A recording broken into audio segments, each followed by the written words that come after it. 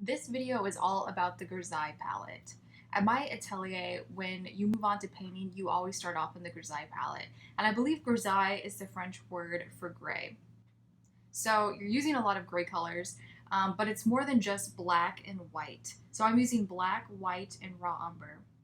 And what the raw umber does is it adds a temperature shift to it. So you're not just working with a pure value structure, but then you're also able to work with the temperature shift.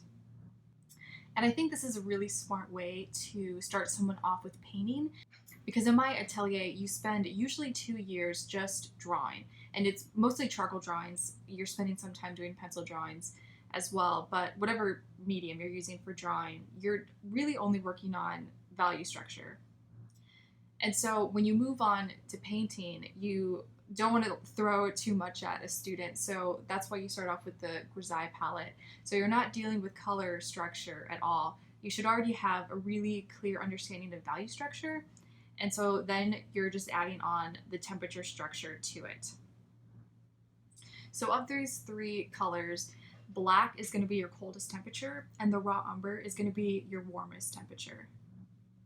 So when I'm mixing my palette to do a grisaille painting, I like to do a line of just the warm temperatures and then a line of kind of a mid-tone. And I'm just using white and raw umber for this.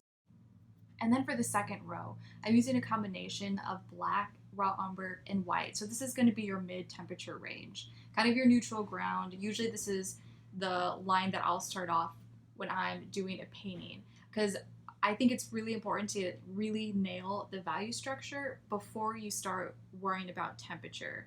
So when I started painting, I'm usually not using this many colors.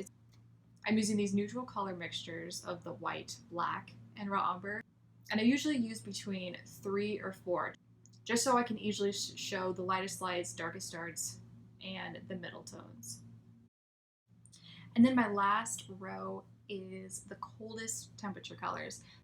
So this is just the black and white mixed together, making this gradient.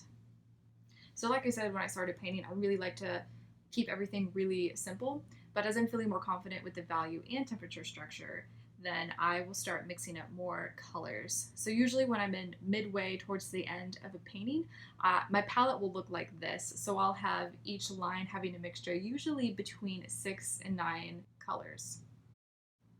And so I really wanted to show this because I think it's really cool how versatile a grisaille palette can be. You're really only working with 3 colors that aren't really colors at all, just that black, brown, and white, but you can really do really a lot with it. As you can see, the black and white almost look like blue compared to the really warm browns on the top row.